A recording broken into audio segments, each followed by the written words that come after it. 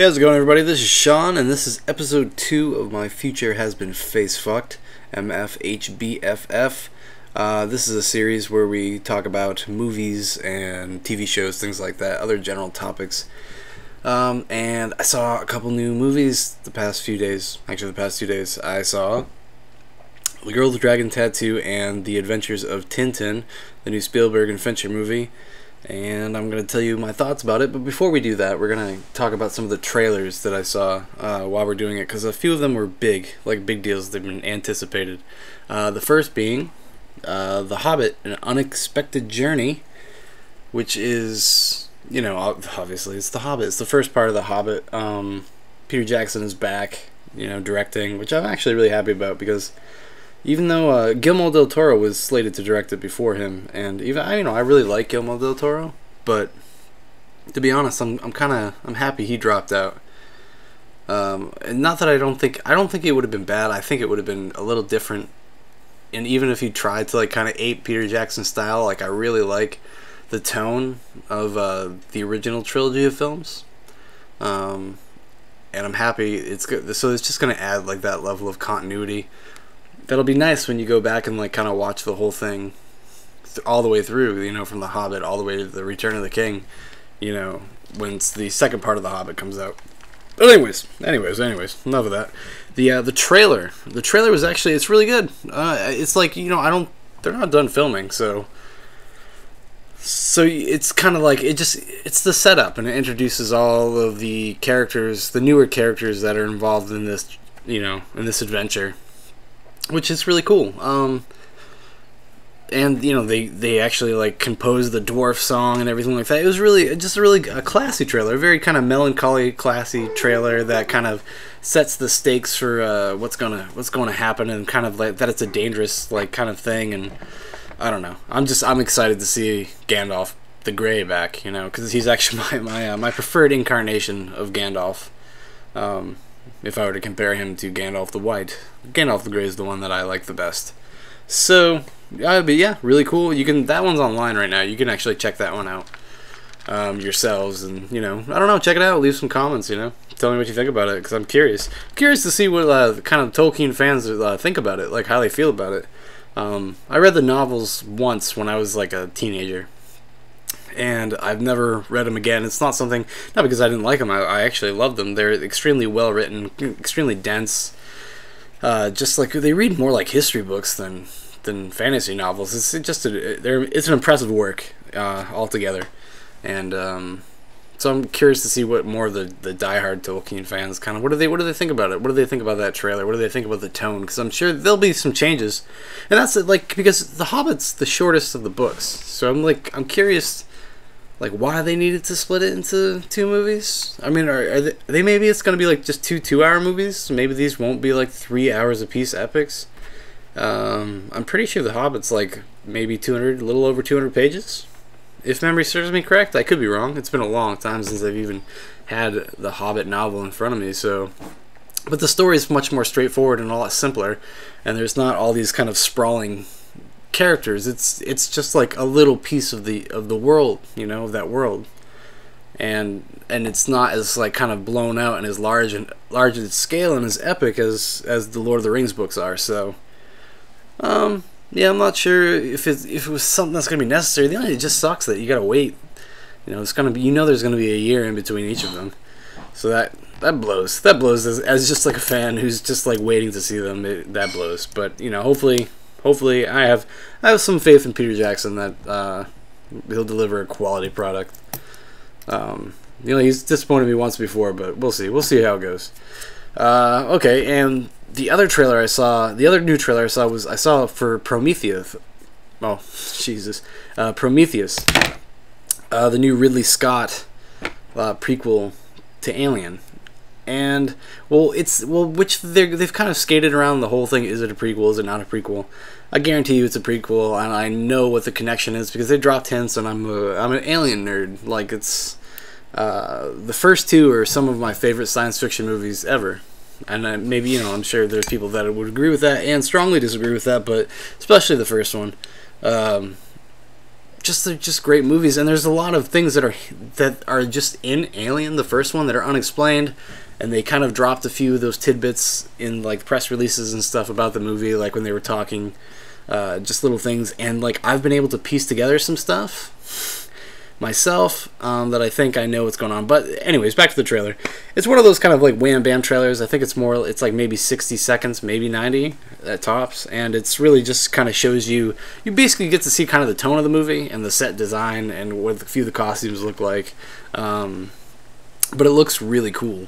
I can't really say emphatically that it looks like it's going to be a good movie or not, because this just wasn't one of those kind of trailers. It was one of those things that just kind of get you excited about it. And it looks really cool, and I'm happy to have Ridley Scott doing a science fiction movie again. And I hope it's good. I really do. And but that trailer was pretty cool. It'll be online Thursday, so it'll be online tomorrow. But yeah, it's got a great cast, and it's just, I don't know, it's just something can't wait for. I cannot wait to see that this coming June. Super stoked. Like, it's, god damn it, I don't know. I don't know. Like, I might be more excited about that than The Dark Knight Rises, actually. Now that I'm sitting here thinking about it, I am more of like an Alien fan. Like, that goes deep. That goes deep back. That goes from when I was like 6 years old, like watching the first one with my dad. I remember at like 2 in the morning, and he let me stay up and we watched Alien. We watched both the first two. Really cool. So, I mean, so obviously part of it is nostalgia. But, anyways. It looks really cool.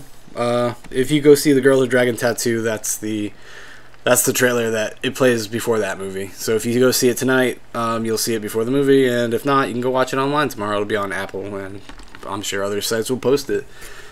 So let's just get into the movies. The first movie I saw last night. I saw The Girl with the Dragon Tattoo. I never, as a disclaimer, I never read the books, but I did see the Swedish film, and I liked it. It's not the greatest. It's not the greatest movie in the world at all. It's a pretty like mediocre mystery, like detective story, but it just has a couple really strong characters, Mikael Blomkvist and Elizabeth Salander. Just they're pretty good characters, and that's kind of more of the interesting thing. In comparing the new one and the Swedish one, there's not really all that much different. If you've seen the Swedish film or if you read the book, the movie's kind of flat and boring. It's I mean, I'm a big David Fincher fan in general. Like, I just kind of like his aesthetic. I think he's a really good director. But like, and his kind of tastes and what he's done before would make you think like he would make a really good version of this movie. But the problem with this movie is not it's not David Fincher. It's the story. It's just the story in general. Like, you would have to make huge alterations to the story to make it really interesting and worth it. And it's a long movie too, and it's. And you can this movie is a movie that, and also this movie reeks like it was probably a good half hour was cut out of this movie. I think I heard about David Fincher arguing with the studios about like the length of the flick and stuff, and it really does, because it blows through this stuff, blows through the material, because there's a lot of things to cover, and a lot of it's convoluted and stuff, but there's a lot of shit to cover, and as an audience member, and if you're trying to like play along and solve the mystery actively, like you should be able to do in a good mystery movie, and like look for the clues and stuff like that, you really can't, because it's one of those things that it's just like they look at pieces of information, and they do it a lot of the time. They do it by themselves, so they don't say anything, and then they just explain it and then once they find another character, they just explain it, and you really haven't had that much of a chance to kind of put those pieces together. It's really hard to follow. It's really hard to remember like who's who. And a lot of that, I think, had to do with like just how quickly they would pass by things, because there's so many characters, there's so much information they had to squeeze into this movie that it was a little hard to follow. I think actually I had an easier time putting the pieces together when I first time I saw the Swedish movie, which I believe is slightly longer. and I think it is to that movie's benefit, because they would, and there's actually even extended versions of all the Swedish films, which I haven't seen yet, and I suspect there will be for this American one. Excuse me. So that might be something to, I don't know, look forward to in the future. It might be like, it might change the entire movie and make it like even that much better. It was kind of a letdown, to be honest. I was looking forward to it. I was looking forward to it more just because David Fincher had directed it, but I wasn't terribly impressed, to be honest. It's just all the performances all the way around are really good. Like Rooney Mara, who's a relative like newcomer, playing the Lisbeth Salander, the girl with the dragon tattoo, was really good. Actually, she was definitely blew everybody else in this movie out of the water. Like nobody really held a candle to her, and that's good for her. Even Daniel Craig, who's like he's a very solid actor. Like Daniel Craig's not like an incredible actor. He's kind of one note, but he's very solid. He's very solid, and he he holds his own. But there's no like super like deep characterization going on, and a lot of that also has to do with the fact that it's just they didn't get to spend a lot of time on each character. Elizabeth Salander definitely gets the bulk of the character development. You find out the most about her. You get those like kind of little character moments with her more than you do any other character in the film. And I don't know. It just overall it was disappointing. Not a total waste of time. Like I'd say this, if you had never read the book and you had never seen the Swedish film, I'd say definitely go see it. If you have seen the Swedish film or read the book, it's only if you're a diehard fan, because if you know the answer to the mystery, then there's nothing really there for you, because it's not so much better than like the Swedish film, or I'm sure obviously the book, that it's gonna like, it's not such a like a crazy like original spin or interpretation of the adaptation of the material that it's, I don't know, that it makes it worth like sitting through again, I guess. And yeah, that's, I mean, I fall in that. It seems like it's a little overrated. I see that it's getting like really, really good reviews, and I don't know. Like if I had to like give it like a letter grade, it would be like a C+, maybe a B- as a movie. It's just, I mean, it's just what it was, and it's really, I guess, and the thing that I keep going back to it is just like the central story itself was never that great. So you can't expect that. It's just, it happened to be insanely popular. So it just somehow caught on and became this pop culture thing. Like, well, like what, like 10 years ago, and now we're finally Americanizing it. That's another thing actually I appreciate about the movie. They did not actually overly Americanize it, because they still kept it Swedish story. It still takes place in Sweden with all like Germanic and Swedish characters and stuff like that. Even most of the characters try to do at least some sort of like half-assed accent, so at least they tried. They went for it. But so I appreciated that. But overall, yeah, it was okay. It's a meh. It's a meh. There's better ways to spend your holiday season at the theater. And which brings me to the next movie I saw, The Adventures of Tintin, Steven Spielberg and Peter Jackson's kind of collaboration new movie. It's the motion capture and stuff like that. Just right up front, really, I enjoyed this movie quite a bit. It's kind of like a rollicking, like for all ages type of adventure movie, and it just kind of pulled it off pretty well. Like, it's not the best paced movie. The characters are very two-dimensional, and the story isn't even all that compelling. It really isn't. But this is what the movie gets right. It was a lot of fun. It was fast-paced, action-packed, and funny.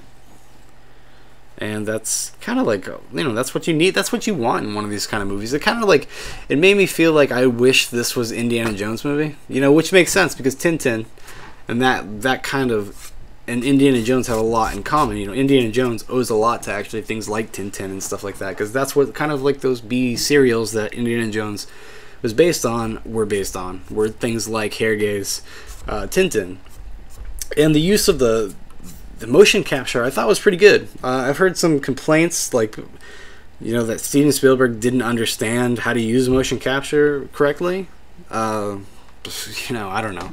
These are people also that, have never never made a movie, or I don't know. Like I disagree. Like it's a cartoon, and you accept that you accept that it's Harrogate. You accept that, like, they're criticizing this too comic booky when it's based on a comic book. So I don't really know. It's it's something that's written like kind of for teenagers, and it's written for like kind of people of all ages, I suppose. Like it's not like an exclusive set audience type for this movie or story.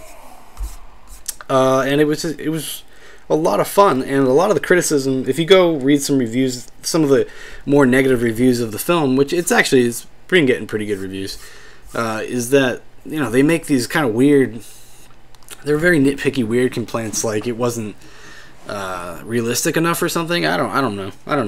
I mean, there's a lot of stupid jokes in it, there's a lot of smart jokes in it, there's a lot of good characters. The characters were a lot of fun to like just kind of spend that much time with. And actually, well, I tried to see it in 3D, and we got a 3D ticket, we got the glasses, sit in the theater, and the 2D movie started. So it never went into 3D. So, but but the silver lining in that cloud is that I got it completely for free. They gave me all my money back, and so I was happy, because I almost went out and like said something when the movie first started, and then I was like, well, what the hell, I'll just go watch the movie, and because 3D is not that big of a deal to me, and I'll just watch the movie, and I'll go get go pay the matinee price rather than having to pay the 3D matinee price, which is like $5 difference. And but I got a complete full refund, which I didn't expect, which was cool. Like I was happy with that. So thank you, Regal Entertainment Cinemas, for being fair and being really cool, because now I have more movie money to go see another movie, maybe. Well, I think I've pretty much covered it. Yeah, and that's about it for that one. I mean, it was a lot of fun. I would recommend it if you just like a straightforward like adventure movie. I would recommend it. It's the biggest problem with the movie is, and this is something you only notice, I guess, maybe if you're like just into story structure, if that's something that like would bother you a lot. And like it would bother me if this was like an adult, if it was something like The Girl with the Dragon Tattoo. Like the pacing and the structure of that story, and it killed it for me. But that's a movie I expect those things to be done well. But in Tintin, like, as long as it kind of entertains me, I hate to say it, but as long as it entertains me, like something like that, like I don't really care all that much, and I can follow the story, and the characters are fun and enjoyable to be around and stuff like that. It made me feel the way I wish that Indiana Jones 4 made me feel. It was fun. And I don't know, enjoyable, and didn't just make me angry. I actually, like, the first time I saw Indiana Jones in the theater, I fell asleep like half hour into it, and then I saw it again on DVD when it came out. I bought the DVD, and I was super disappointed in that movie. Yeah, I think as most people are, or are, and still are. Yeah, it's still present tense. You can still be angry about that movie. You can still be kind of irritated that they keep just trying to make sequels to movies that, like, just ended like 20 years ago.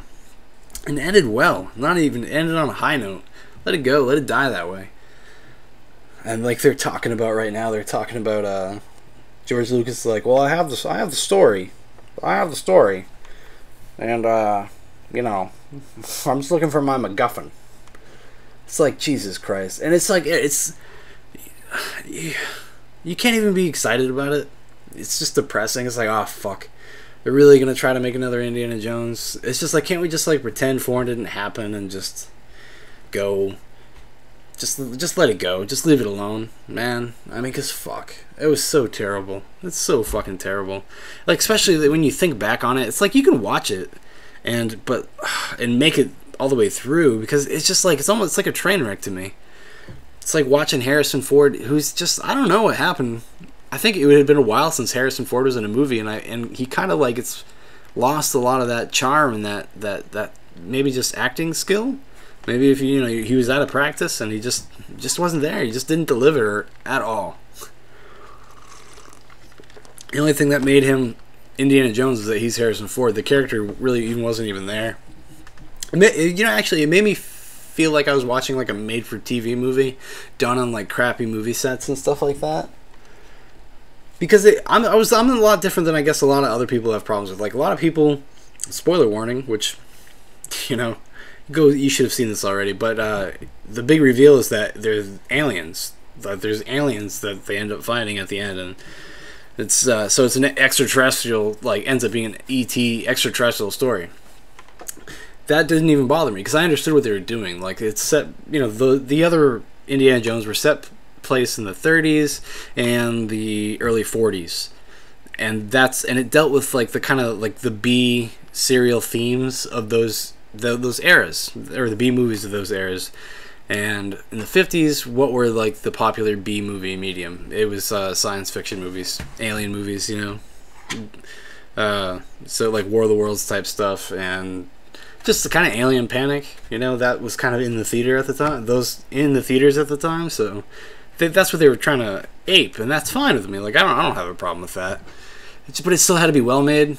Still had to be well made, and it's kind of depressing because if you watch the special features, you could tell Steven Spielberg really did not want to make that movie. Like he was totally like guilted into doing it. Like he did it out of obligation, and it showed up on the screen. And that's the difference between that and like something like Tintin. Tintin actually looked like it looked on screen like they had a lot of fun making that movie, and in large part it is successful. It's not without its flaws or its problems, but I would recommend it. Like I would say, this Sherlock Holmes and Mission Impossible over the next like month or so while they're out in the theaters, I would try to at least go see all of them, because I think like you would benefit, especially Mission Impossible and Tintin. Those two movies would benefit actually from seeing on the big screen. It actually I think would improve the experience of watching the movies, because I don't know. That's my opinion. So that'll be the end of this little spiel here. Sorry, I kind of went into a Indiana Jones 4 rant there at the end, but hey, that's some bonus opinion for you there. Anyways, I'm Sean, and I'll be back when I watch something else. I think I might do the next thing. I might do a retrospective of something. Just kind of go over a series. I will probably maybe like Alien and Predator and things like that in the future. Kind of just gonna go through those, some of my favorite like series of all time, and you know, maybe some of my favorite horror series and whatnot. Give little spiels about that. All right, until next time. This is Sean, and I'm out of here.